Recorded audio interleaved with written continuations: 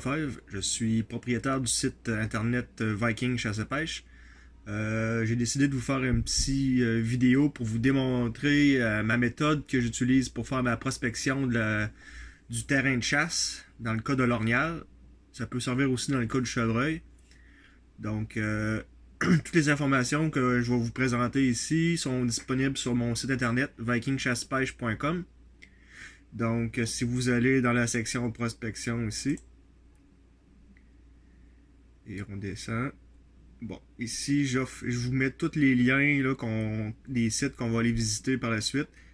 Donc, ici, on a le site de la carte interactive du gouvernement pour les données éco-forestières qui se trouve ici, avec plusieurs détails qu'on peut faire afficher. Ensuite de ça, on a le Bing Map, un autre service de carte satellite qu'on retrouve ici.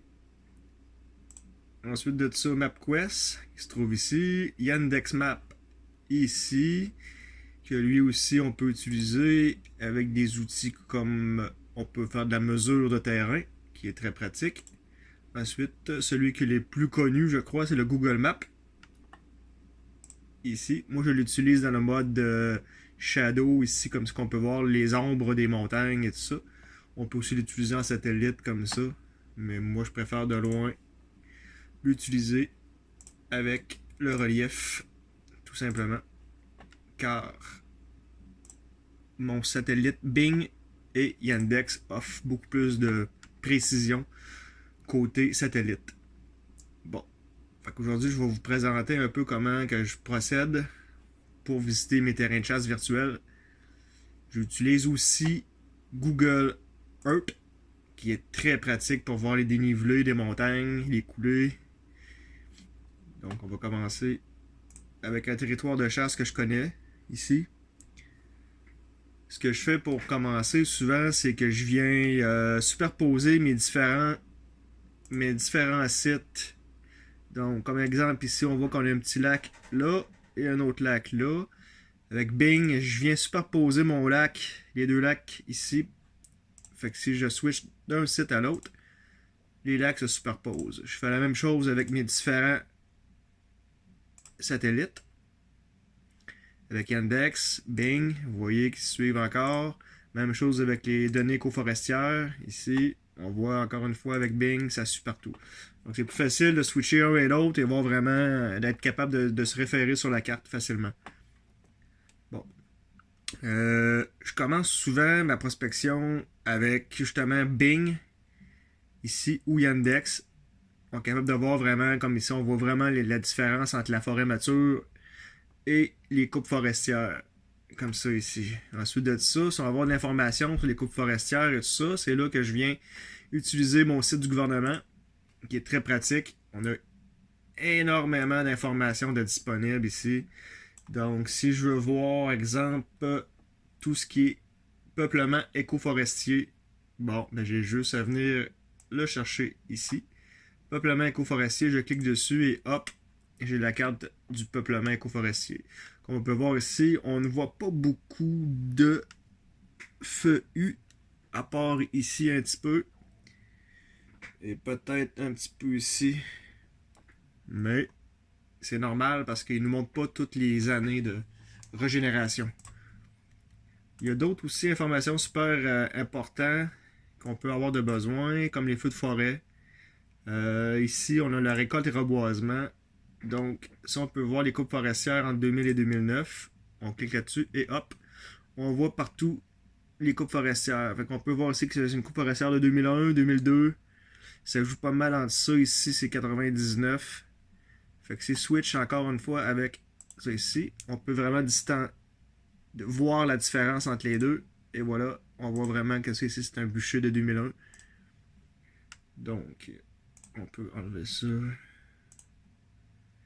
Et encore une fois, on peut y aller avec les épidémies, les chablis qu'il peut y avoir sur notre territoire. Le volume forestier, il y en a qui utilisent ça. Dans mon cas, je ne l'utilise pas vraiment. Ensuite de ça, on peut venir mettre les routes ou non sur notre carte. Ça va être très pratique. Mais des fois, les routes, il faut être vigilant. Là. Des fois, c'est des routes de Lumberjack. Là, donc, c'est inutilisable là, en 4 roues ou en pick-up. Ensuite de ça, on a une autre information très utile aussi. C'est la mosaïque de photos aériennes ici. Si je clique là-dessus, c'est un petit peu comme les autres, là, comme qu'on peut voir avec Yandex ou Bing Maps. Par contre, dans certaines zones, c'est très très précis. Comme ici, si je veux zoomer sur le petit lac qu'il y a ici, pourquoi que je zoomerais là, je vais vous expliquer pourquoi. Dans ma prospection ici, j'ai bien découvert que ici, on est tout. C'est un plateau montagneux, là, comme vous pouvez voir, c'est toutes des hautes montagnes. Ok, on a des belles coulées ici, là.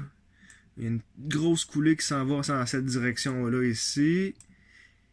Il y a une autre coulée ici, comme ça, qui s'en va encore dans cette direction-là. J'ai une autre coulée ici qui s'en va encore dans cette direction-là. Ici, même chose, j'ai encore une coulée qui s'en va ici. Donc, ça semble être une place où il va y avoir pas mal d'activités d'ornial ici. Donc, ça serait peut-être une place à privilégier pour faire une saline ou aller faire peut-être des calls là, dans le temps de la chasse. Donc, on va les voir. Ensuite, on va switcher avec ici, données éco-forestières du gouvernement, mais en mode satellite. Donc, ça ici, c'est mon petit lac qu'on voyait tout à l'heure. Si on peut zoomer, vous allez voir, on devient... C'est très précis. On peut quasiment voir c'est un ornial sur le terrain. Là. Donc, vous pouvez voir les endroits où vous vouliez faire une saline. Pas trop à découvert. Je la ferai pas ici. Là. Je la ferai peut-être plus dans le couvert semi-forestier ici. Là. Où ce qu'on voit vraiment, regardez, là, vous avez une coulée qui arrive ici, l'autre coulée arrive là, vous avez une coulée qui arrive aussi, je ne me trompe pas, ici. Donc ça ferait une belle place pour faire une saline ou aller tout simplement faire du call à l'ornière. Ensuite, je me sers aussi beaucoup de Google Earth ici pour voir les tops de montagne. On sait tout le temps qu'il y a des gros orniaux qui se tiennent là dans le temps du rut. Donc, comme ici, on voit qu'il y a une belle montagne. Par contre, ici, l'accès est peut-être un petit peu plus rock'n'roll à aller là. Si on veut mesurer les distances, il y a toujours Google Earth qui peut le proposer ici. Donc, il faut faire une ligne ou en trajet. Donc, si jamais je décide d'y aller à partir d'ici, vous êtes capable de dessiner une courbe. Et ça vous dit exactement la distance à parcourir. Dans ce cas ici, c'est 900 mètres. Donc, levez-vous de bonne heure, marchez là-dedans. Par contre, ici, j'ai découvert qu'il y a un beau top de montagne, encore une fois, qui est beaucoup plus proche du petit chemin ici secondaire. Et il semble avoir un petit platin ici, un petit plateau là, avec un dénudé. Là. Donc, je vais aller voir, je vais aller valider ça avec mon autre image satellite. Donc, je vais revenir avec mon Bing ici tantôt. Si je retourne avec mon données éco-forestière, je suis peut-être plus directement vis-à-vis. Donc, je vais enlever ça ici. Je vais aller replacer, comme j'ai fait tantôt, ma superposition d'images pour être capable de me référer. Donc, je vais placer mon image. Je suis pas mal au-dessus. Bon, donc, j'ai vu tantôt qu'avec les données éco-forestières, mon autre top de montagne que j'ai découvert, il est ici. Là. Je ne sais pas si vous voyez mon curseur. Bon, je vais switcher avec Bing. Ça donne exactement ici. Donc, là, je peux zoomer pour aller voir vraiment mon top de montagne. On voit qu'il est pas mal plus accessible si je passe vers ici, là, le petit dénudé qu'il y a ici. Et je tombe sur le top de la montagne. Puis, ce qui est le fun avec Bing aussi, on voit vraiment la repousse verte pâle. Là. Ça, c'est un garde-manger pour l'ornial. On sait tout de suite là, qu'il doit se nourrir tout le long ici. Là. Donc, on sait toujours que le top de montagne est propice pour le rut. Là. Fait que j'irais peut-être voir les places dénudées comme ça ici. Là. Il y a peut-être des traces de rut ici. Ou peut-être même ici dans le coin là. Donc, ça serait peut-être une bonne chose à aller voir.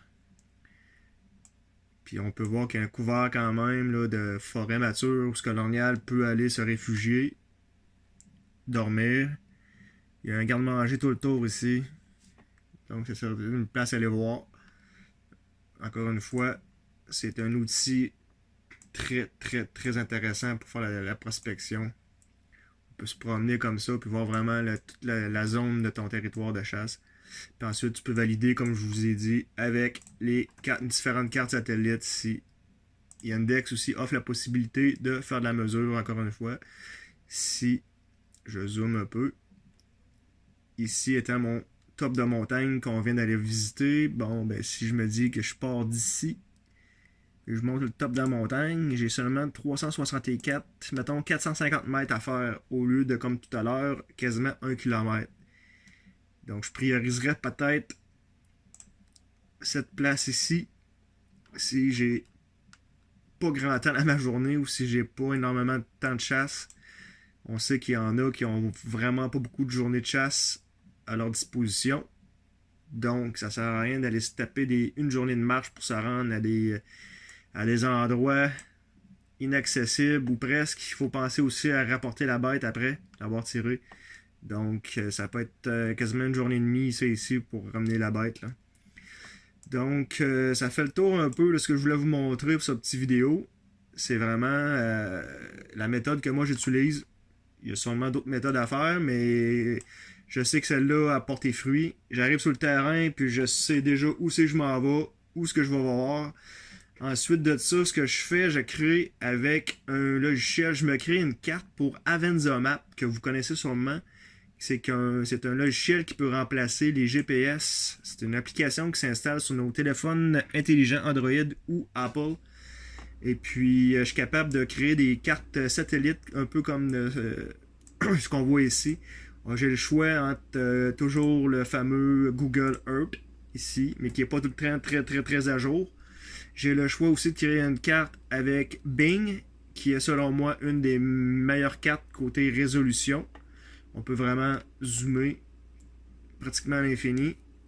Et j'ai le choix aussi entre ici le Yandex Map, qui elle est souvent beaucoup plus à jour que toutes les autres cartes. C'est celle-là que j'utilise souvent sur la plupart de mes territoires.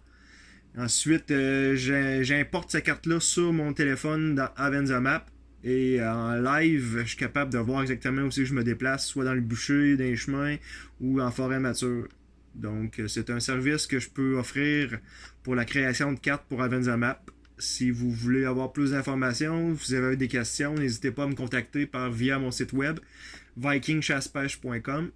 Je vais être à votre disposition. Et là-dessus, je vous souhaite une bonne chasse 2019 et on se revoit pour une autre petite capsule plus tard. Merci.